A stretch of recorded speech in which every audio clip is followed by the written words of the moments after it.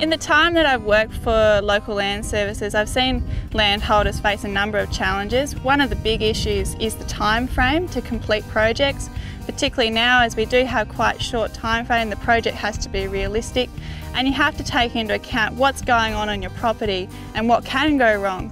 So, you know, if a flood comes down the river, you can be caught in getting that project done. So working on higher areas, trying to sort of take away those risks, and also there's ongoing problems that can happen. A couple of the projects I've done, we've had just 4 floods in 2 years.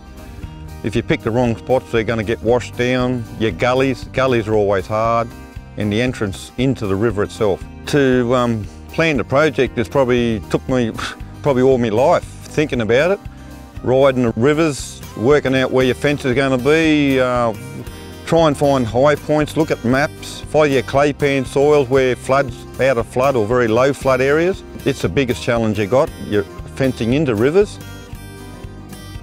Everything's a challenge, it's never easy. Working with your partner sometimes can be challenging. At the time I was pregnant with my daughter, that was a bit of a challenge in the heat. You work together, you work it out. You know, it's just the way life is on a property, and if you want to strive forward in the future, you just got to dig deep and work things out and work around it. Heated there a few times, yeah, it puts a lot of pressure on. Time is always a big factor, there's always something else that comes up. We've got a couple of young kids. Yeah, one of the biggest things is just getting organised, but it's good to have a deadline. It's great to have a deadline because otherwise it could just go on and on and on. I think time's a limit. You're trying to run your own property.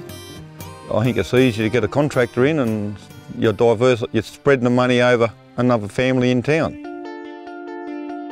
We brought in some contractors because we got a little bit behind. No, we hadn't factored that into our budget, but we wanted to get done by the deadline, so we had to get some outside help. Yeah, we've had issues with machinery breakdown, nothing major, but yeah, we had a few breakdowns that held us up for quite some time, but we got them sorted. There's always mechanical challenges, you know, things you do, and yeah, body physically challenges. Done my knee, so that was a bit of a challenge. Too many bobbing up and down on the fence line.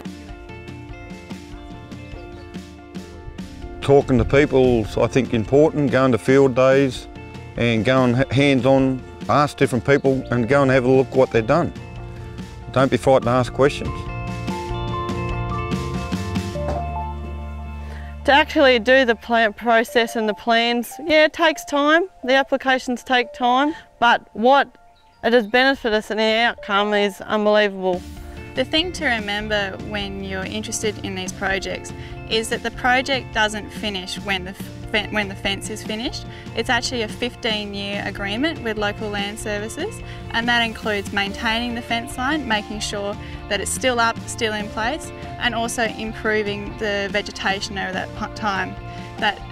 Also the monitoring that must be submitted yearly, and ongoing pest management is a big one for landholders to commit to. Yeah, look, I would recommend this to anybody that wants to better themselves, better their place, yeah, and move forward. Look, it's challenging.